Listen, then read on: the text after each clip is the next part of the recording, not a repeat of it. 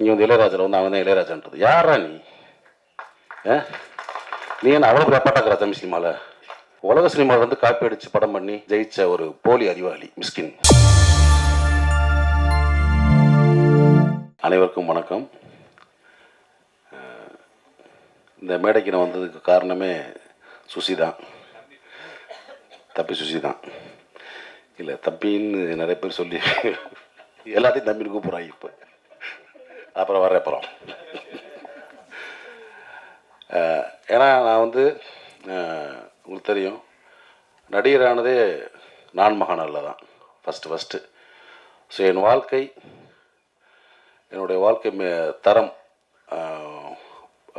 ஒரு நடிகனா, ஒரு புகழ்பெற்ற ஒரு நடிகனா வர்றதுக்கும் அதன் மூலமாக பொருளாதாரம் உயர்ந்து என்னுடைய கஷ்டங்கள் அனைத்தையும் தீர்த்தது வந்து என்னுடைய அன்பு தம்பி சுசி தான்.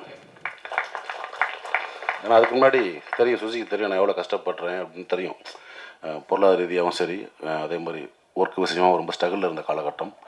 டக்குன்னு ஒரே படத்தில் மாற்றி விட்டாங்க லைஃப்பை. நான் மகனில் தொடர்ந்து வாய்ப்பு கொடுத்து, அதாவது நான் மகனோட கை விட்டுறாமல் அழகசாமி குதிரை, ராஜபாட்டை தொடர்ந்து அண்ணனுக்கு அடுத்தடுத்து வாய்ப்பு கொடுக்கணும். ஏன்னா ஒரு நடிகனை வந்து ஒரு படத்தை அறிமுகப்படுத்திட்டு அப்படி கை விட்டுட்டா அடுத்தடுத்து மற்றவங்க கூப்பிட்ற கஷ்டமாயிடும். ஸோ ஏன்னா அது வந்து நீங்கள் பாலச்சந்திரன் சார்ட்ட பார்க்கலாம். ஒரு நடிகை அறிமுகப்படுத்தா தொடர்ந்து வாய்ப்பு கொடுத்து மக்கள்கிட்ட வந்து அந்த ஃபேஸை அட்ஜஸ்ட் பண்ணிட்டே இருப்பார். ஸோ அந்த மாதிரி வந்து என்னையை வந்து தொடர்ந்து வாய்ப்புகள் கொடுத்து என்னை அட்ஜஸ்ட் பண்ணி என்னையை வந்து ஒரு நடிகனா இன்றைக்கி நான் நல்லா இருக்கேன்னா அதுக்கு வந்து எனக்கு மனசார சொல்லுவேன். நானும் என் குடும்பமும் எப்பயுமே வந்து சுசிக்கு நன்றி கடனாக இருப்போம். எப்போ கூப்பிட்டாலும் நான் வந்து சுசி அப்படின்னு ஏதாவது ஒரு ஃபோன் பண்ணி ஏதாவது ஒரு சின்ன கேரக்டர் ஒரு சும்மா வந்துட்டு போனால் கூட நான் போயிடுவேன். நான் அதுதான் முதல்ல எனக்கு ஃபஸ்ட் ப்ரிஃபரன்ஸ். ஏன்னா சுசியை வந்து நான் வந்து முதல் நாள் ஒரு அஸ்னேட்டராக வந்து ஜாயின் பண்ணதுலேருந்து நான் பார்த்துக்கிட்டு இருக்கேன். பேரன்பு மிக்க ஒரு அன்பு தம்பி, மிக திறமையான ஒரு இயக்குனர். அது சொல்லுவாங்கள்ல, சுத்தமாக தொழில் தெரியும்னு, அந்த மாதிரி சுத்தமாக தொழில் தெரியும். ஒரு டைரக்ஷன்னா நச்சுன்னு அப்படியே, அதாவது கன்ஃபியூஸ் இல்லாமல் இருப்பாப்ல ஸ்பாட்டில். நீங்கள் பதறவே வேண்டாம். அதனால இந்த படம் அவ்வளோ ஃபாஸ்ட்டாக முடிஞ்சிருக்க காரணமே அதுதான். அமுதேஷ் சொன்ன மாதிரி போனாங்க டக்குன்னு முடிச்சு வந்துட்டாங்கன்றாங்களா, அது காரணம் வந்து தொழில் சுத்தமாக தெரியும். யாருக்கும் பயப்பட தேவையில்லை. நம்மளுக்கு தொழில் சுத்தமாக தெரிஞ்சு யாருக்கும் பயப்பட தேவையில்லை. கேமரா மாட்டேங்க வைப்பா தம்பி ஷாட்டு லென்ஸ் அதை பிடிச்சி அந்தளவுக்கு இதாக சொல்ல வரல, அந்தளவுக்கு க்ளீனாக இருக்கலாம்.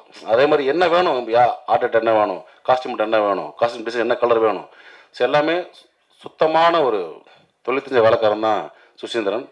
ஏன்னா இவ்வளோ நாட்கள் தொடர்ந்து வெள்ளை கபடிக்குள்ளேருந்து இவ்வளோ நாட்கள் பயணப்பட்டு வர்றதே ஒரு பெரிய விஷயம். மீண்டும் வந்து அதே மாதிரி இப்போ வந்து 2K கிட்ஸ் வச்சு எடுத்த மாதிரி இன்னும் வந்து பெரிய பெரிய கதாநாயகங்களை வச்சு அது திரும்பவும் ஒரு பெரிய கம்பேக்காக வந்துடுவாப்புல. அதுக்கான அத்தனை தகுதியும் திறமையும் வாய்ந்தவன் தான் என்னோட அன்பு தம்பி சுசி.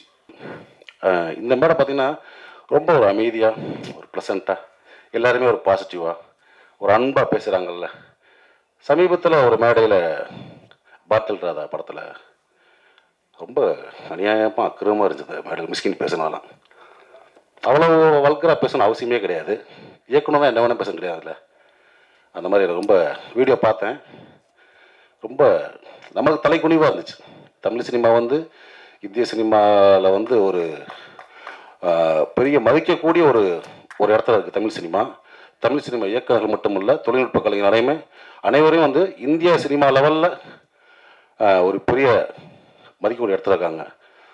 அதே மாதிரி இந்த மேடை இருக்குல்ல, ஒரு பிரசாத்தில் தேட்டர் மேடை, பல ஜாம்பவான்களை பார்த்த மேடை. தென்னிந்தியாவில் இருந்து மட்டும் இல்லை, இந்தியா முழுவதும் வந்து இந்த மேடையில் அமர்ந்து பேசிட்டு போயிருக்காங்க. எவ்வளோ functions, audio launch, trailer release, success meet, இந்த மாதிரி. ஸோ அந்த மாதிரி மேடையில் வந்து இவ்வளோ பத்திரிக்கையாளர்கள் நண்பர்கள் இருக்கீங்க. நீங்கள்லாம் பெண் பத்திரிக்கையாளர் இருக்கீங்க, நம்ம நண்பர்கள் நிறைய பேர் இருக்காங்க. அங்கே வந்துட்டு மொத்தங்கம்மான்றது பேசிக்கிங்க, வெளியே பேசிக்கிங்க. ஒரு மேடை நாகரிகம்னு ஒன்றும் இல்லையா? என்ன வேணால் பேசுகிறதா? அவ்வளோ புக்கு படிச்சிருக்கீங்கன்றீங்க, அவ்வளோ படங்களை பார்த்துருக்கோம், உலக படங்களை பார்த்துருக்கேன்னு சொல்கிறீங்க, அவ்வளோ உலகம் போல புக்ஸை படிச்சிருக்கேன்றீங்க. அப்புறம் என்ன அறிவு இருக்குது உங்களுக்கு? குறைந்தபட்சம் ஒரு நாகரிகம் வேணாமா? ஒரு மேலே பேசுகிற பேச்சா? உங்களுக்கு பெண் குழந்தை இருக்குது, எல்லாத்துக்கும் எனக்கு பெண் குழந்தை இருக்குது, ஸோ எல்லாத்துக்கும் இருக்காங்க. ஸோ மேடை நாகரிகம்ன்றது ரொம்ப முக்கியம். இந்த மேடை எவ்வளோ நாகரிகமாச்சு பார்த்தீங்களா? யாராவது தப்பான வார்த்தை, அதெல்லாம் கிடையாது. தம்பின்னு கூப்பிடுறது வேறு. தம்பி நம்ம எல்லாத்தையும் கூப்பிடலாம். வாடா தம்பி, உட்கார தம்பி, எந்திரா தம்பின்னு. அவன் நம்ம அண்ணன் நினைக்கணும். அது முக்கியம் ரொம்ப. அப்படி உங்களை யார் அண்ணன் நினச்சா எனக்கு தெரில. எல்லாத்தையும் சகட்டு மடிக்கு வாடான்றாரு, போடான்றாரு, உட்காருன்றாரு. இதை நான் இன்னைக்கு பேச நினைக்கல. தொடர்ந்து பல மேடைகளை பார்த்துட்டு வரேன் நான் மிஸ்கின் பேச்சுக்களை. சமீபத்தில் அண்ணன் பாலானுக்கு வந்து 25th இது இயர் கொண்டாட்டம். அங்கே பார்த்தா அவர் என்னமோ பெரிய குடியார மாதிரியும் படுத்து கிடந்தான் பாலா, அவன் தான் பாலான்றது. இங்கே வந்து இளையராஜில் வந்து அவன் தான் இளையராஜான்றது. யாரா நீ? நீ என்ன அவ்வளோ ரெப்பாட்டாக்குற தமிழ் சினிமாவில்? எனக்கு ஒன்றுமே புரியல. ஒரு போலி அறிவாளி அப்படிதான் சொல்லணும். அதாவது அன்னைக்கு மேடையில் உட்காந்தவங்களாம் மிக திறமையான அற்புதமான நம்ம மண் சார்ந்த கதைகளை மட்டும் எடுத்து படம் பண்ணுற இயக்குநர்கள். அமீரன் ஆகட்டும், வெற்றிமான் சார் ஆகட்டும், ரஞ்சித் சார் ஆகட்டும். படங்களுக்கு வியாபாரிட்ட வந்து பர்கர் வியாபாரி உட்காரச்ச மாதிரி உலக சினிமாவில் வந்து காப்பி அடித்து படம் பண்ணி ஜெயிச்ச ஒரு போலி அறிவாளி மிஸ்கின். எதுக்கு இந்த மாதிரி ரொம்ப அநாகரிகமாக ஒரு மேடையில் வந்து ஒரு ஆணவப்பெல்லாம் சொல்லி பேசி ரொம்ப மனசு கஷ்டமாக இருந்துச்சு. ஏன்னா தமிழ் சினிமா இயக்குநர்களை நான் வந்து பெரிதும் மதிக்கக்கூடிய ஒரு கலைஞன். நான் எப்பயுமே ஒரு ஷூட்டிங் ஸ்பாட்டுக்கு போனாலும் சரி, இயக்குனர் என்ன சொல்கிறதோ அதை நான் வந்து அப்படியே கேட்டு நடிப்பேன்.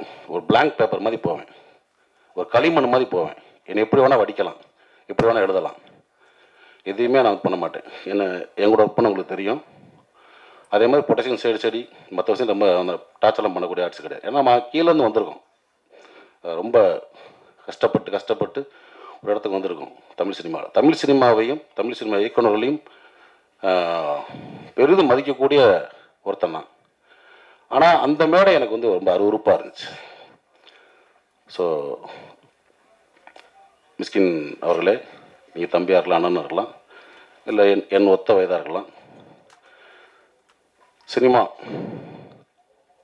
சொல்லுவாங்கள்ல, உங்கள் அம்மா எங்கள் அம்மா இல்லை சினிமாடான்னு. சினிமா இது. நீங்கள் வந்து ஒன்றும் ஒரு ட்ரெண்ட் செட் ஃபிலிம் பண்ணியெல்லாம் நீங்கள் வந்து ஜெயிக்கலை. குத்தாட்ட பாடல்கள், ரொம்ப சாதாரண கதையில் எடுத்தான்னு ஜெயிச்சிருக்கீங்க. நீங்கள் சுசீந்திரன் மாதிரி ஒரு மண் சார்ந்த வெண்ணிலா கபடிகள் எடுத்தோ, அமீர் அண்ணன் மாதிரி ஒரு பருத்திவரன் எடுத்தோ, ரஞ்சித் சார் மாதிரி ஒரு மெட்ராஸ் படம் எடுத்தோ, பாலான மாதிரி சேது படம் எடுத்தோ, பாலாசித்தல் மாதிரி ஒரு காதல் படம் எடுத்தோ, ஒரு கிழங்கு மாதிரி தோண்டி எடுத்து நீங்கள் படம் பண்ணல. வெளிநாட்டு படங்களுடைய முகத்தில் அதனுடைய ஷார்ட்ஸை காப்பி பண்ணி, சீன்ஸை காப்பி பண்ணி ஜெயிச்ச ஆள். ஸோ இங்கே வந்து ஒரு போலி புத்திசாலி. அதை நான் வச்சுக்கிட்டு இன்னும் பல மேடைகள் நீங்கள் பேசலாம். கொஞ்சம் நாகரீகமாக பேசுங்க. ஏன்னா நீங்கள் உட்காந்துருக்க மேடைகளில் பெரும் கலைஞர்கள் உட்காந்துருப்பாங்க. அன்றைக்கெல்லாம் மேடையில் சொல்கிறார், வெற்றிமாறனையும் ரஞ்சித் அமீர் இந்த மற்ற குடியார்கள் நீ பார்த்தீங்களா, ஊற்றியா கொடுத்தீங்க, கேவலமாக இல்லையா? அதெல்லாம் எத்தனையோ பேர் குடிக்காமல் இருந்துடலாம், குடிப்பழக்கம் இல்லாத இருக்கலாம். மேடையில் எப்படி பொத்தாம சொல்கிறீங்க? ஏற்கனவே சினிமாக்காரனே கிளுகிளுன்னு தான் இருக்குது. பார்க்குற பார்வை வேறு மாதிரி இருக்குது. இந்த மாதிரி நம்மளே தாழ்த்தி நம்மளே வெளியே அசிங்கப்படுவான்னு நினைக்கிறேன். இது வந்து என்னுடைய மனக்குமுறல். ஏன்னா இப்போயும் சொல்கிறேன், தமிழ் சினிமா இயக்குநர்களில் பெரிதும் மதிக்கக்கூடிய வணங்கக்கூடிய ஒருத்தன் நான். ஸோ அந்த மாதிரி இப்போ இருக்க ஒரு இயக்குநர்கள் இந்த மாதிரி சும்மா போகிற போக்கில் மற்றம்மா அது இதுன்னு பேசுகிறது வந்து அனுமதிக்கக்கூடாதுன்னு நினைக்கிறேன். ஸோ அதை நான் வந்து இங்கே பதிவு பண்ண நினச்சேன். அதுக்கு வந்து என்னுடைய கண்டனங்களை கண்டிப்பாக தெரிவிச்சுக்கிறேன். ஓகே.